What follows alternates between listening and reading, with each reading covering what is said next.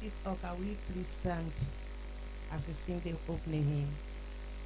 To God be the glory, great things he has done.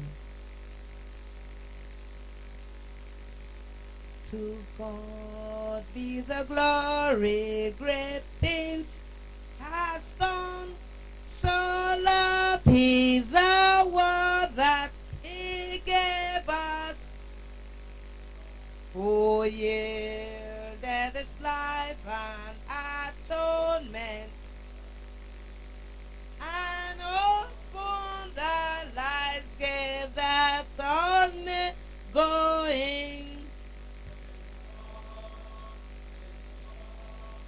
Let the earth hear his voice.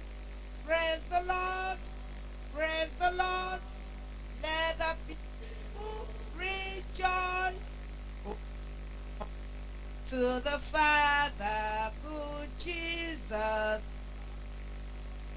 and give him the glory, great things.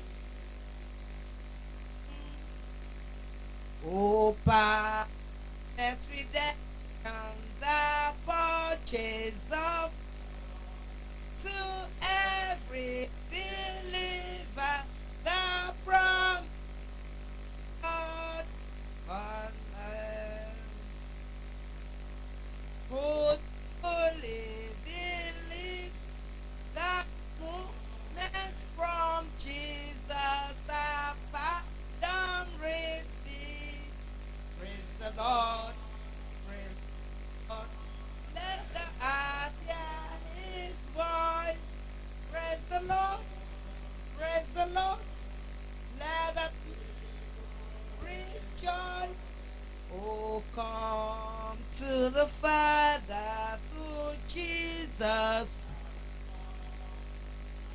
Give him the glory, great things has done. Great things he has taught us, great things he has. And greater rejoicing through Jesus the Son, but pure and higher and greater. A wonder, a rapture when Jesus we see. Let the earth hear. Praise the Lord, praise the Lord. Oh, come to the Father through Jesus.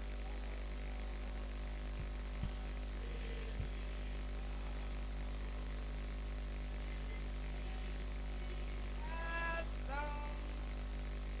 Thank you, please sit.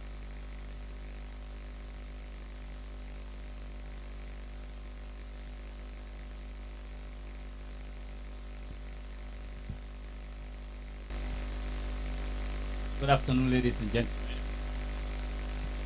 Yeah, we are gathered here today for a very great occasion, and piloting this occasion was somebody that I've worked with over the years, and we have a lot of things in common,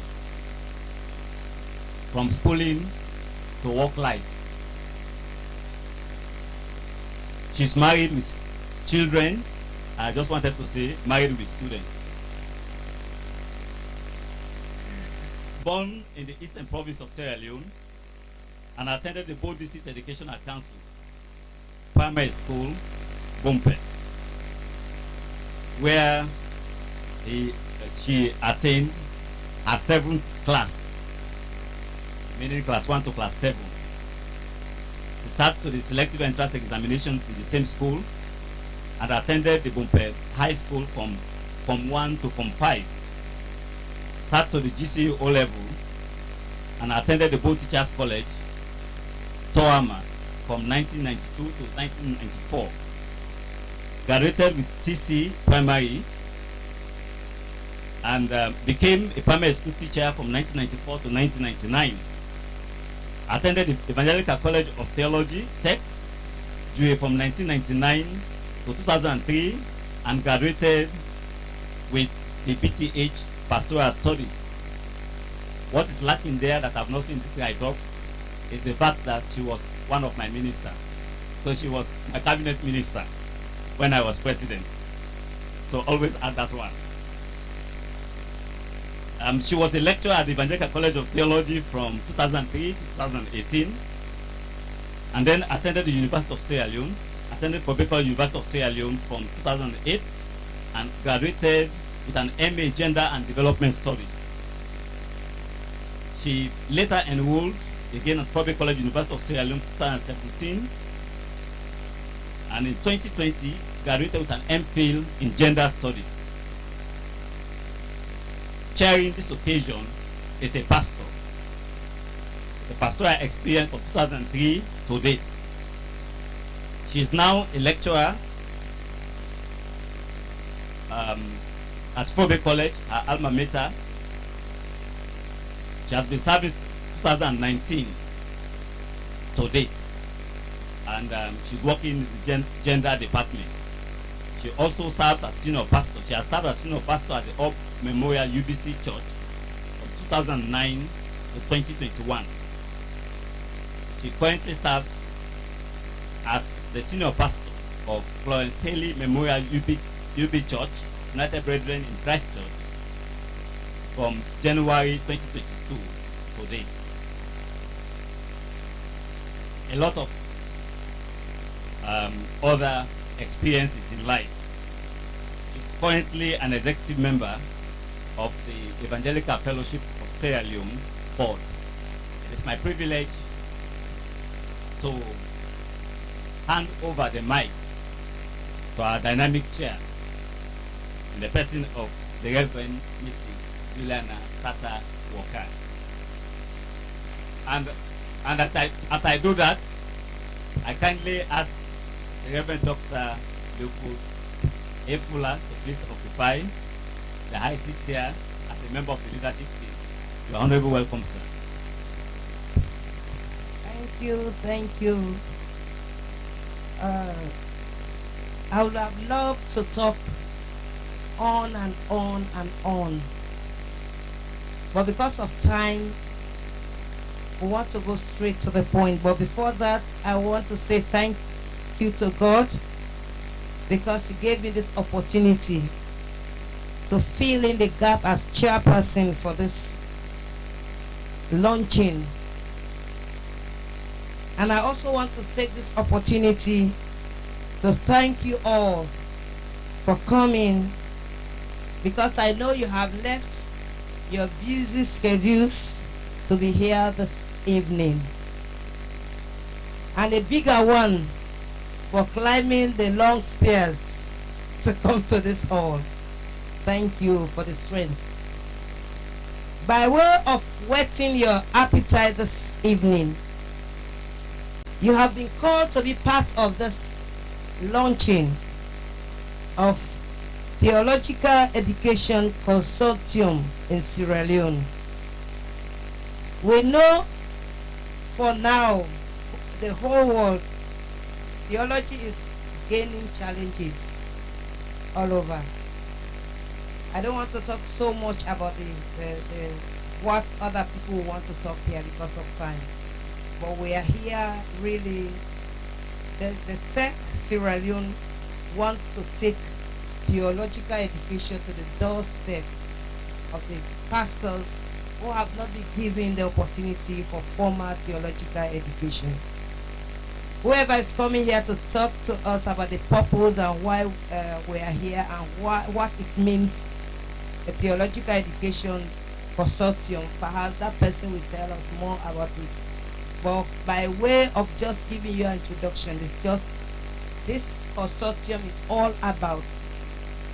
We have prepared manuals for teaching and training, learning, teaching materials for training grassroots pastors, because we know that there are emerging issues coming up in the church, in our communities, of which If you are not trained for it, you can't answer most of those questions. And we even find out that when we go to our communities, we find our pastors, but I'm not saying they are doing the wrong thing, but they do not have the answers to these questions. So we are here this afternoon. All what I want to tell you, relax. We'll give you all the information you need this afternoon. Thank you. So let's go straight to the agenda or program for this evening. We want to listen. Item 3. Do you have the program?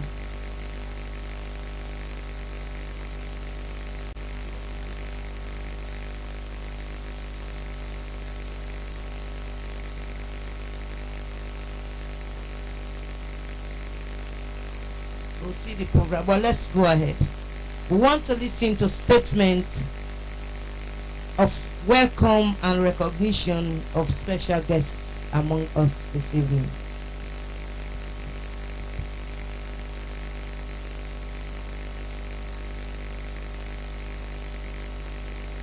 All right, good afternoon again. Yes, we have been constrained by the rain. Somebody who have done that, not here yet. Let me take this time to welcome all of us. In the room, I see a good number of people from the provinces, from Kenema, Makeni, Magoka. You have done well. And it's good for us to take this time to welcome you to the launching ceremony of the Theological Education Consortium, Leone.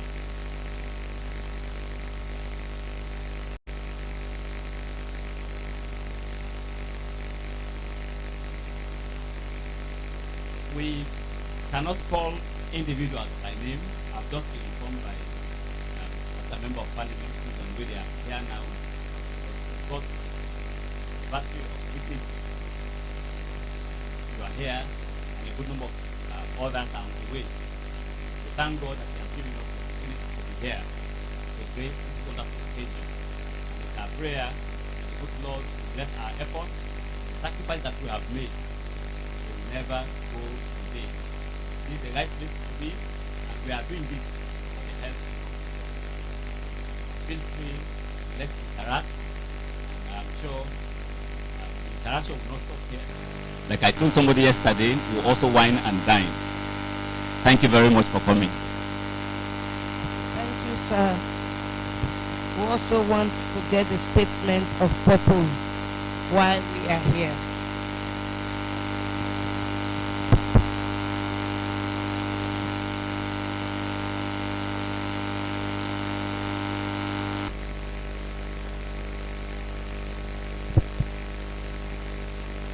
Reverend Saru, you have another assignment.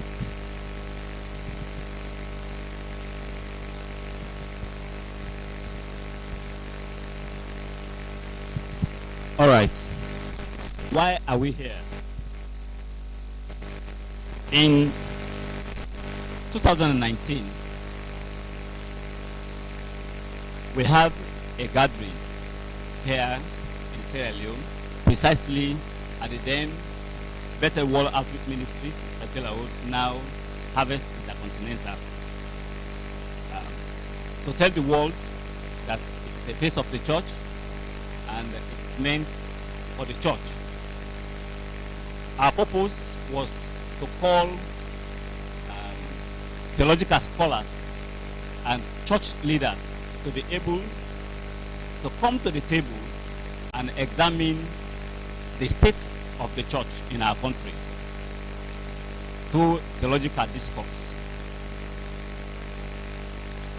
What the pioneer had in mind was not only for that maiden meeting, and I'm sure it will not take long, you will meet him. Professor John Jusu is my own teacher, my mentor. He has guided me severally in life. He was there when I was entering university life. And he's also here in the processes of my terminal degree. I am grateful to God. that he has always been there. But he's somebody who has heart for this country. Well, he's not misused and abused, but he's used extensively at the world stage.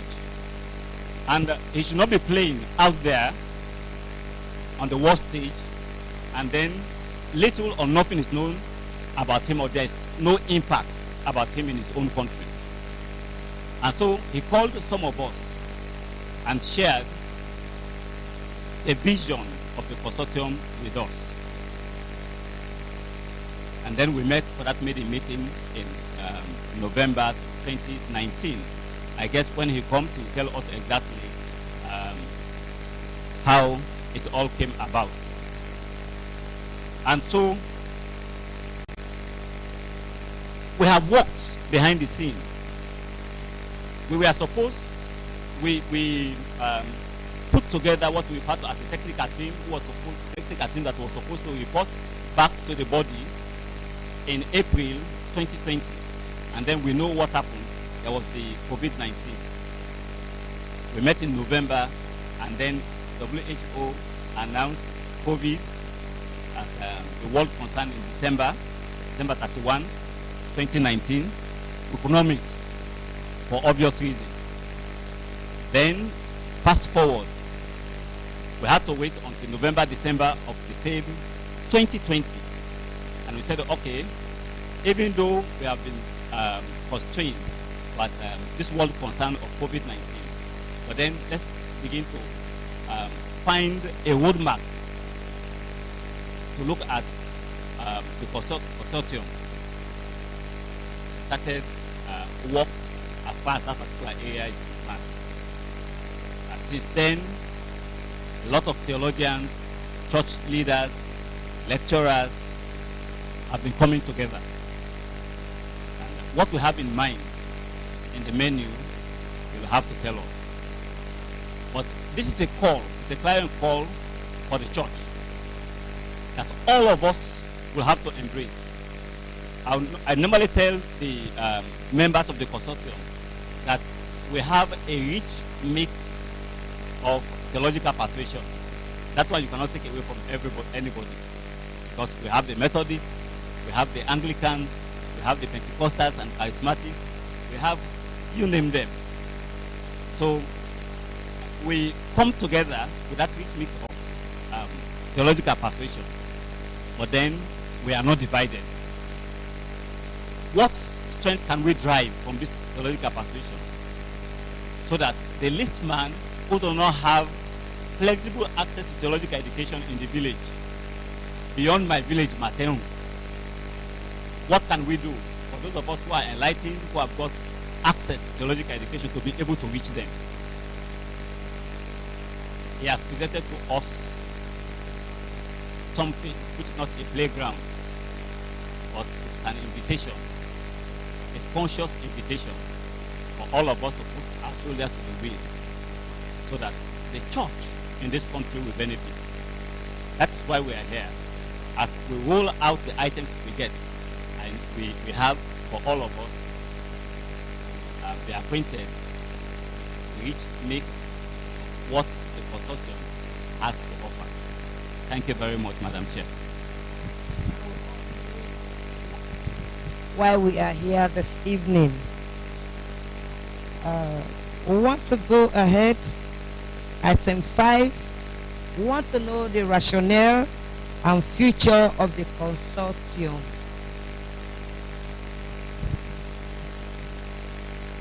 Well, good afternoon. This is the day that the Lord has made. Rejoice and be glad in it. Thank you. Thank you so much. Well, as he correctly said, my name is John Jusu, and my baby sister, not baby sister, baby sister. Yeah, and thank you so much, Reverend Sao, for laying down the ground for what is happening here today. Let me start off by introducing myself, so that you know I'm genuine. I have a first degree in chemistry and biological sciences from the Jala University College. And thereafter, I went to one of the greatest schools that you can find in theological studies in Africa. And that school was called the Nairobi Evangelical Graduate School of Theology. And here is my principal when he was there of that school. And that school has birthed a lot of distinguished gentlemen here. Yes, there is Dr. Manley, who went to that school. There is the wife. She also went to that school. There is Dr. Fuller himself, who went to that. And so he was the first pioneering principal of the institution. So that is where I went. And then I got my Master of Arts degree in Christian education. And then I came back during the war. And because TEC, as it was called at that time, it was Sierra Leone Bible College, all the lecturers had gone home. They were all white people. So the school was actually in need of Sierra Leoneans to come and step in. And while people were fleeing away from the country, I was coming in. So I came in 1996, and after the peace deal was signed, I left again and went back for further studies to earn an MPhil in the same institution. And then in 2005, went out to earn a PhD. And then when I came back, this is where I'm saying this so that you know how serious God has blessed theologians in this country. When I came back to Nairobi, I met another Sierra Leonean who was the principal, Douglas Keru. How many of us know Douglas? Yes, a good number of us know Douglas Keru. And I worked with Douglas Keru and converted what Canon left as next, converted it into the Africa International University. So he is also the first principal, the first vice chancellor of that university. So the first pioneering principal of NEXT, the theological school, Sierra Leonean. The first pioneering vice chancellor of now the Africa International University is also a Sierra Leonean. And I was the first dean of the School of Arts, School of Education, Arts and Social Sciences. But I have served in many capacities. It was in one of those capacities in Nairobi that I met the then General Secretary of the Evangelical Fellowship of Sierra Leone. And I was having lunch with him together with the then principal of the Evangelical College of Theology. And then we started talking about the church in Sierra Leone and how serious things are. And they turned around and said, well, how can you help? What do we need to do to lift up the face of the church in Sierra Leone, to give a voice to the church in Sierra Leone, to train our pastors? They said, I am the architect, so I must go and think about these things. So let me start off by asking you some questions. Do you know that Sierra Leone is among one of the earliest African countries to receive the good news from Europe and America?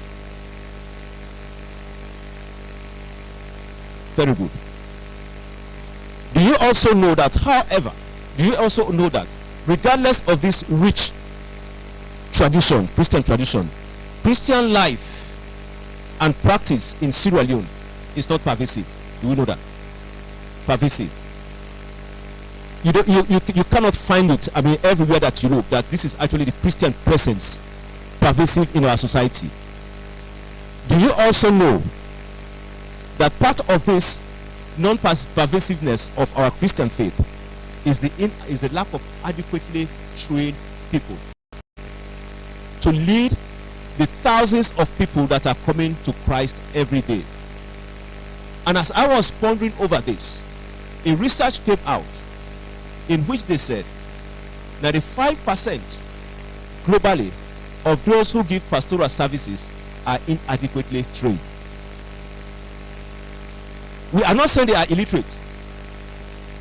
Okay, I had a BSc and I was a chaplain. I was inadequately trained on theologically illiterate. If that is the global figure, what do you think it will be for Sierra Leone?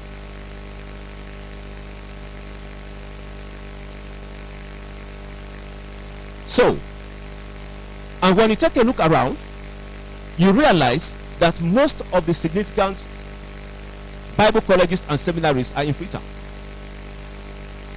where we have only about 12% of the country's population.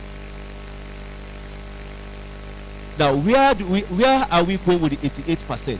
They all move from up country to come to Freetown. or they go to those little Bible colleges all around. Do you really know that? Would you know that reality and sleep at night? So we then decided that we needed to do something so that we increase the services that our people are receiving. But unfortunately, even when you give them the scholarships and every other thing else, they don't just come to Freetown. You know why? They don't want to leave their families behind. Some of them are teachers. If you move them away from where they are going to lose income. Some of them is just the inconveniences of being around here. So what do we need to do for them? In my church, which is the Church of the United Brethren in Christ, we have people whom we call teacher evangelists. They come from the secular college, they post them to our primary, to our missionary schools, and by default they become the pastor of the church. No further training. And I think it's the same for the Wesleyans. It could be the same for the Baptists. So we call them teacher evangelists. So when you take a look at all of these problems, the net effect of this is a massive number of inadequately trained church leaders who offer pastoral services to over 3 million Christians in the country. 3 million Christians in the country. I know of a church, and I'm not going to be personal here. They have a cumulative number of over 2,000 pastors, 2,000 leaders, of which only 300 are adequately trained in this country. That is the problem. So what is the solution? Well, if we are going to win this country for Jesus Christ, if it is our desire to reach the entire nation of Christ, the entire nation for Christ in the next 50 years, then all of us here, our theological institutions and our churches, we need to harness our resources together to train the type of leaders that we want. To that effect, we cannot do it in isolation. I am not saying pastoral work is not going on in this country. It is going on. But you guys are all spinning in different spheres. The gears are not meshing. And if the gears do not mesh, there is no movement. For some of us who've done science, when the gears are spinning independently, there is no movement until they mesh. How are we going to mesh the gear so that we see motion in Christian life in this country? We then thought of a consortium wherein the theological institutions will come together, the theologians will come together, the missiologists will come together, the psychologists, the counselors, all of us will come together and put our resources and our knowledge together and design a program for these people. So I was given that responsibility to design that program. So when we came on the platform to form a consortium, I hope you now get me why we formed the consortium. It is basically to reach out to the hundreds and hundreds of pastors who cannot come to the Bible colleges, not because they are not qualified, that could be one reason, but some because they do not have the money, some because they do not have the time, some because they don't just want to put their life on hold for theological education. And yet they are offering pastoral services. So the consortium serves pastors who have basic English proficiency and have received the call to ministry, but who may not desire to enroll into full-time academic program with any of our participating colleges. They don't just want to go there. They are not saying they are bad, but they don't just want to go there because of all the reasons that I have given. So, some of them do not have access to theological training. Just as I said, because they do not have time, their conveniences, the finances, and sometimes the academic qualifications. So, the program is going to target such pastors who are already in full-time single Christian ministries or bivocational ministries, and those providing subsidiary ministry services in church, such as age group leaders, Sunday school teachers, and mission directors. Sometimes we just appoint people. They are not trained for these functions. We have come to help you train them in a more affordable way and in a way that will not disrupt their lives. So, that is the rationale. So, what do we need to help the students to attain? Well, we in the first place want to give you all a holistic and not fragmented ministry. For example, when you go to an established formal school, you do systematic theology 1, systematic theology 2, systematic theology 3, then you start from Genesis on to Revelation, then you start from these are all in bits and pieces. What this program is doing is bringing all of these things together, so that when you read about Christ, you read about missions, you read about discipleship, everything integrated. When you read about Genesis, you read about the family. All right. When you read about Daniel, you read about pastoral integrity. When you read about Nehemiah, of course you know about pastoral administration and management. That is the unique feature. So we are going to give you programs that are holistic and not fragmented. We are going to give you your convenience. You take the program at your own convenience. And it's going to be affordable. I assure you, it's going to be affordable and accessible. That would even a pastor, without asking anybody, can pay for. All right? And the good thing about it is, it will allow for regional transferability. Our church will transfer people every 2 years. You start the course in Freetown, and then you are transferred to Matrujon, where the course is not there, and that disrupts your studies. No, this way it doesn't matter where you are in Sierra Leone. You can continue with your study. So, a lot of people will ask, well, what is unique about this training as I conclude? It will not be, and I say it, the consortium will not be a degree or certificate awarding institution. All right? It provides a platform for each member to reach out with training to non-traditional ministry leaders. We are not training you for ministry. It will train you in ministry. Because TEC is giving a degree, Theological is giving a degree, Fabric College is giving a degree, Bethel is giving a degree. No, we are basically giving you proficiencies. And we are going to give it to you at 3 levels.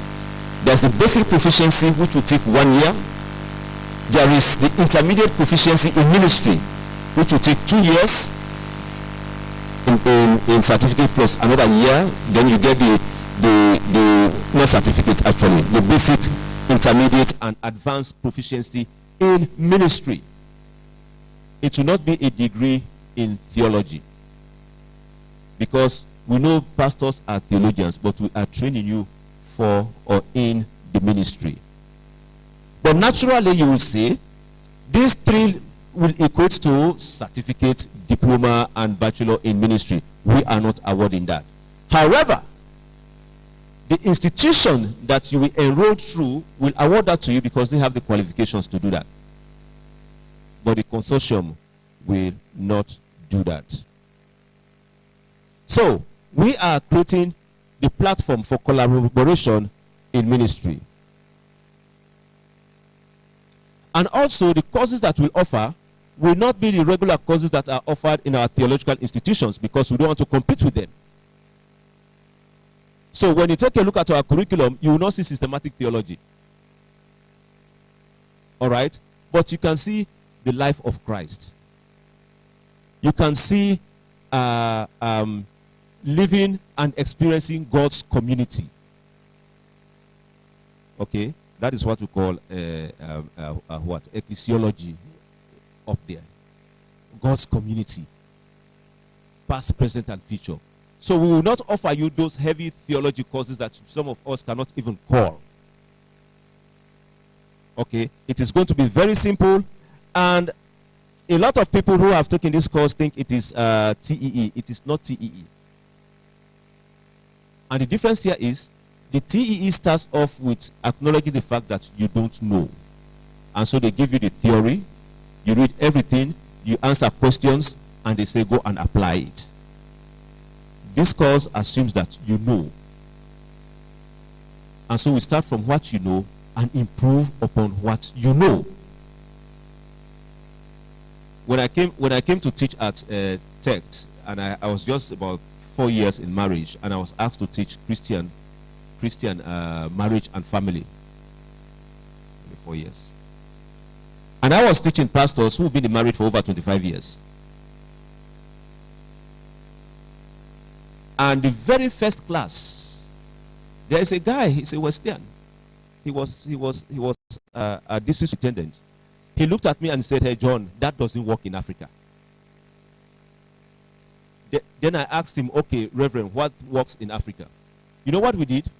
We converted that course into a seminar, into a marriage and family seminar, and we allowed them to bring their wives. It was one of the best courses I'd ever taught. And after that, the family issues at Sierra Leone Bible College at that time decreased significantly. Why? But what if I've gone in there and said, I know this marriage counselor, I know this, and they stand there and start to pump? Yes, they will listen to me because they need the grade, but it will not sink because they know much better. That is the approach we are taking. Some of you have been preaching for over 30 years. Who is going to teach you how to preach? But this course is going to help you to reflect upon that preaching, and you yourself, you make it better as you preach every day. And that is the beauty of it. Because the questions, the manual will only ask questions, and the answers will come from your denominations, the way you perceive it. So I am not going to tell you, this is the way to baptize. We are going to say, how do you do it in your church?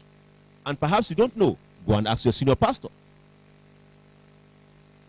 All right? Because when he asks that question, the UBC is going to answer it differently. The Wesleyans will answer it differently. The Baptists will answer it differently. And if you have a program that decides to give an answer, it won't work.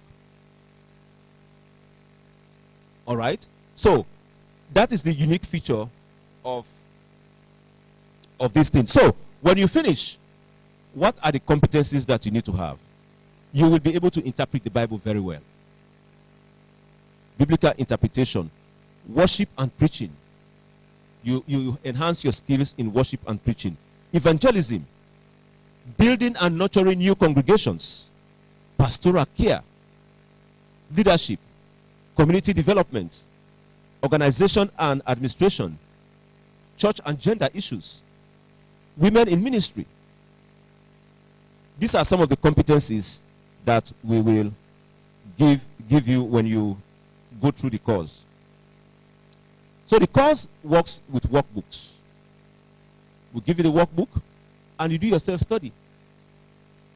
And then if the Baptists will come and say, hey, the consortium, we have 15 pastors to be trained in McKinney. Fine. Bring us your facilitator. We will train your facilitator, who is a Baptist. And then he will go and facilitate the teaching with the Baptist students who cannot come to schools out of McKinney.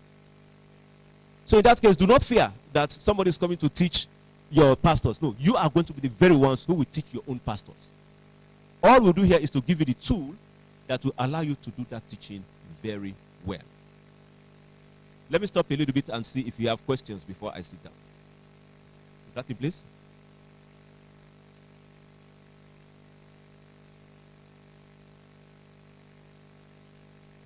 Is this a new song? Is this something that is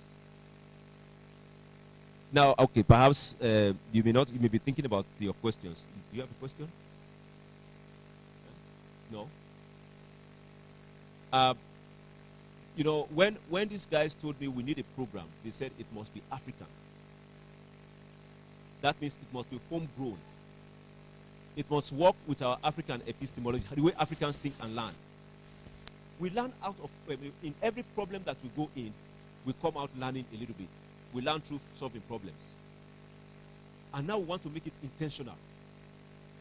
That as a pastor, whatever you do, think about what you have done intentionally. You will learn from that. And that is how we learn as Africans. We learn through hands-on experience. I used to go to the river to swim. And my mother would tell me, no, somebody told my mother that I will always go to the river to swim. What would you do to let your child stop swimming in a dangerous river? Well, you give him a book to read about swimming, right? And how dangerous swimming is. Or you spank the boy or the girl, and then you actually point your fingers and say, this is not good. That is not the way we learn. You know what she did? She held my nose and my mouth, and I struggled for about 10 seconds, and she asked the question. What question? Life sweet? And I said yes, and that was all. I never went back to swim. There was nothing she would have said that I would have listened. Yeah, so as I give you time to think about your questions, any points of clarification?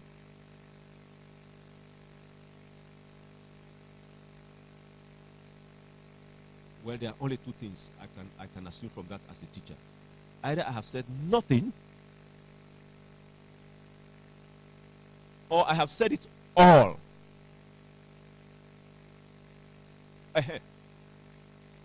Now, if he has not spoken, I will not have recognized him.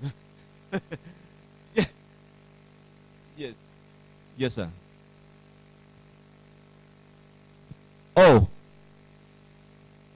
This is, at the time I'm coming, he is Reverend Canon Modipe Telopias, a legend in theological education in Africa. Did you hear that? A legend. The history of theological education will never be complete without his name and the name of Auntie Olive.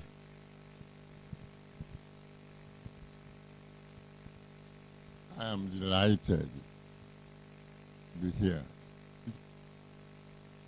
Great son, Shola Jegere, was here. My student, Kula, was there. But my question, even myself, I think it's a difficult question. When Professor started, you said, sir, that, I've forgotten exactly how you put it, but it was the issue of the pervasiveness of Christianity in Sierra Leone. Do you remember how you put it, sir? Talk.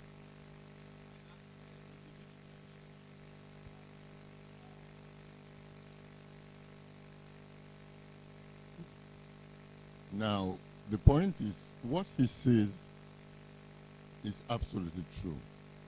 Those who have studied and will give you the dates. But if you want to know when the missionaries came here, it's a long, long time. But I am Anglican, and I can tell you that in 1799, subtract from now, that's the time that they formed a church mission society. And the first mission station, guess where it is? Guess the first mission station. We were the first mission station, 1804. And then they had a theological college. Can you guess the name of the theological college? Exactly. Don't mind, but it was a theological college in 1827. So my question, Professor, which is really for me and for everybody, how do we make Christianity pervasive? I put it that way. But if I want to be long-winded, how do we make A, B, C, D know that the way to be happy, the way to be joyful, the way to have a good marriage, the way to live with a clean conscience is through Christianity? Thank you so much. He keeps calling me professor, and I will say the professor maker. Yes, and that's a very serious question. With that rich tradition, very rich tradition, how can we leverage on that tradition in our own times and increase that statistics that they bounce around 18%, 14 to 18%, depending upon who we are talking about. And since, look at that time we have been here. They were here long before they went to Kenya. Kenya is about 88%. Well before they went to Zambia. They went to Zimbabwe, Uganda. And this is what we want to start talking about as pastors. We are the foot soldiers of the cross. Until we tell the what? The good news. And the good news is the way to be happy, the way to be successful, the way to have a happy marriage. The good news is only through the good news in the Bible.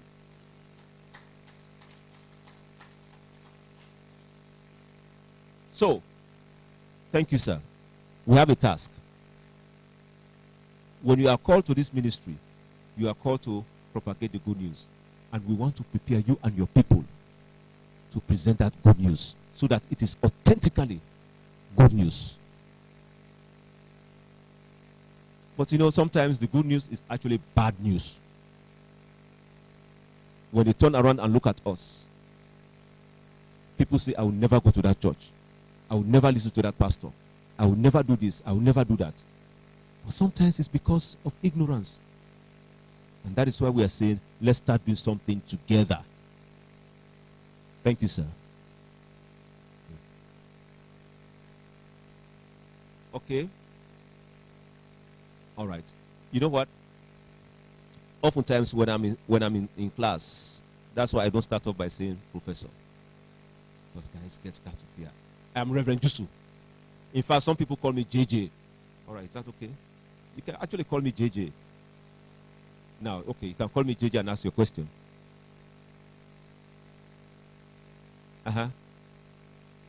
Okay. Well, think about your question. Anytime they come up, please, you can ask them, all right? Thank you. Thank you. Now we know all about it. But what we should know here is that the consortium is collaborative. It's not replacing theological education in Sierra Leone. It's augmenting their efforts. It is also holistic, dealing with the whole aspect of theology. So that when we talk about leadership, administration, ministry, it's all about Jesus Christ. It's just holistic. It's accessible. It means I say it is cheap, but it's not really cheap because the gospel is so expensive. But we are saying it is cheap because it can be affordable by any pastor out there. You can pay for it without telling people to pay for you. So it is cheap. It is not limited by space, by time, by location. Wherever you are in Sierra Leone, you will get it. And it also addresses the context in which the church is. In which the church is. I think that's the height of it. We want to address issues pertaining to the church, and the pastor can be able to handle those issues. It is so many. So the consortium is really, it has a large insight into theological education. Thank you, Prof, for that insight. Thank you. Please, let's sit and observe a special performance. They are not here. We'll come to them. Can we listen to the address?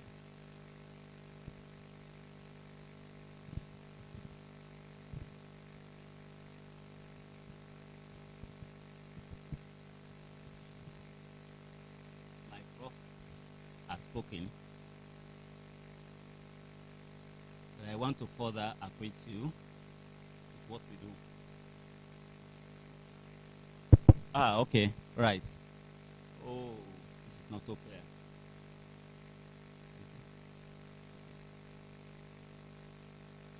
We want to clear it. The program is live stream. If you can get that one on YouTube, probably you want to send it out to some people who are not here. those in Kenema. I forwarded it to some groups. Okay, some individuals from Maguroka, Kenema, Makeni, so you can forward it. All right, you can forward it so that those who are not here can view it live on YouTube.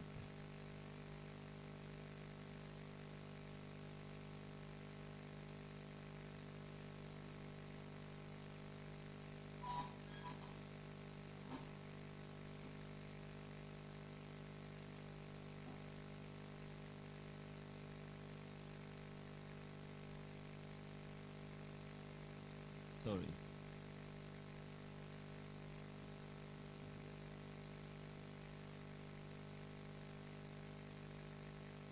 Okay. Sorry.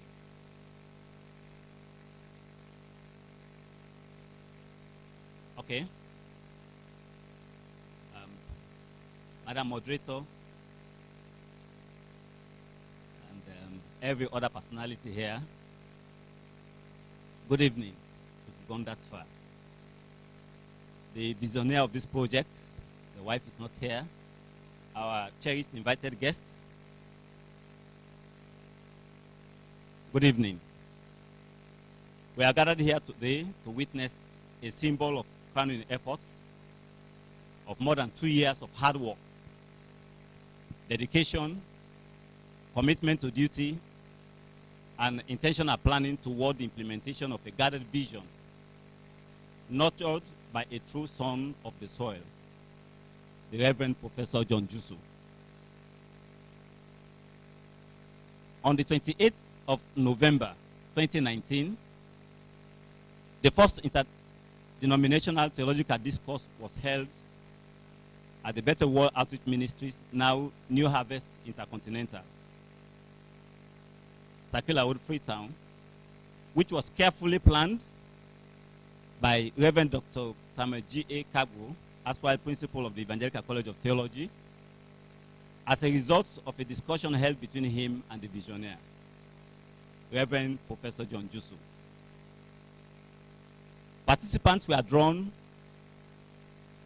from a host of church denominations and theological institutions, institutions with units of theological training, namely the Evangelical College of Theology, Kobe College, my own professor was there,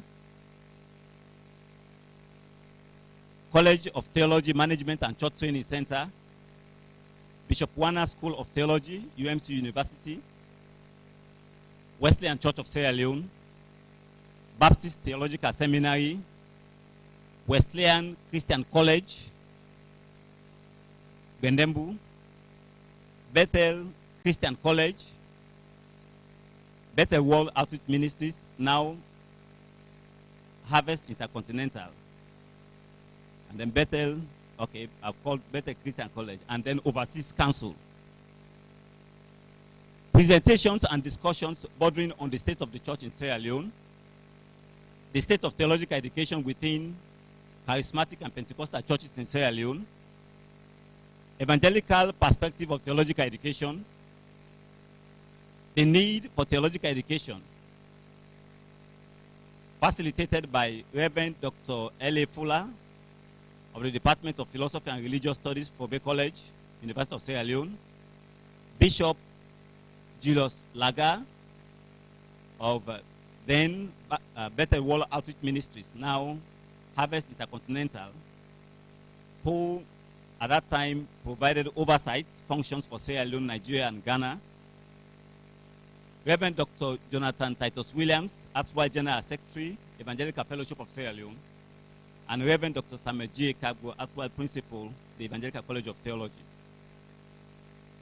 A meeting where I served as the rapporteur was held. This already presupposes the fact that as a theological consortium, we enjoy a rich mix of theological persuasion from its inception. Gleaning from the encounter, from that encounter, we have reckoned with the fact that Amongst other grave issues confronting the state of the church in Sierra Leone, the church struggles to define herself with an identity crisis based on names, that is individuals and individual churches through denominations, but not on Christ. And that was an issue we talked about. And of course, it's an issue that the church is confronted with and should talk about. We have met a good number of people.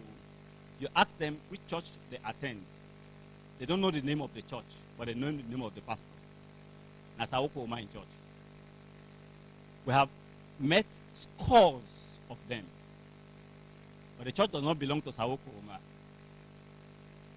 Not even the official name would they know, but only the name of the founder and general overseer.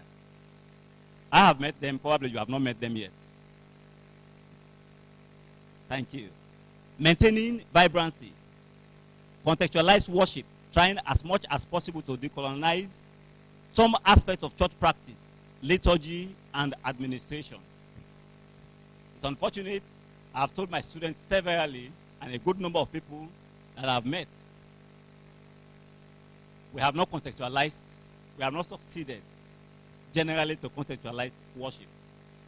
Unfortunately, in my own village, there's what they refer to as praise and worship.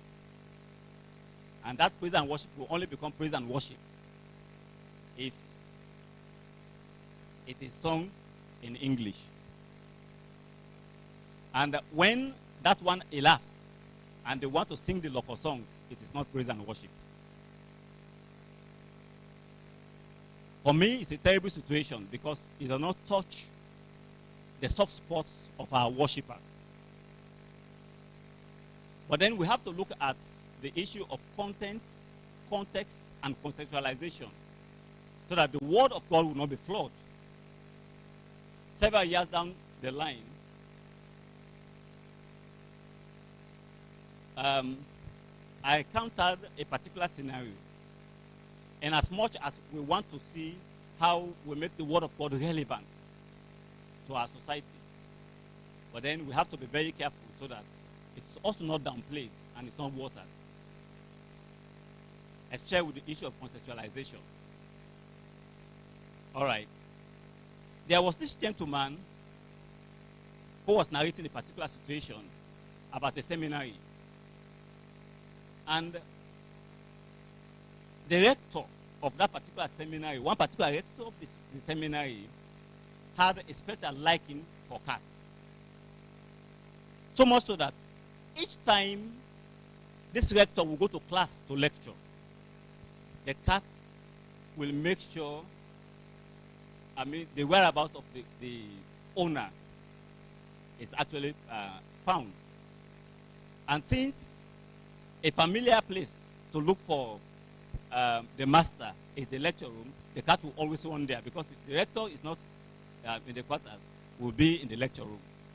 And when the cat will find the rector in the lecture room, will always sit. And sometimes will want to come and play around with the rector. And the rector will not want to kill this cat. Will not want to drive away the cat. If he drives it away, the cat will come back. And so what he did was to tie the cat at the corner of the hall. Each time it's class time. So he knows that if he does not bring the cat to the lecture room, the cat will come. And when the cat arrives, it will disrupt the class. So what he did was, okay, we'll allow you to come, but I will tie you so that you don't disrupt the class. Year in, year out, that is how it was happening. Until such a time when the rector passed on. When he passed on, several students who did not know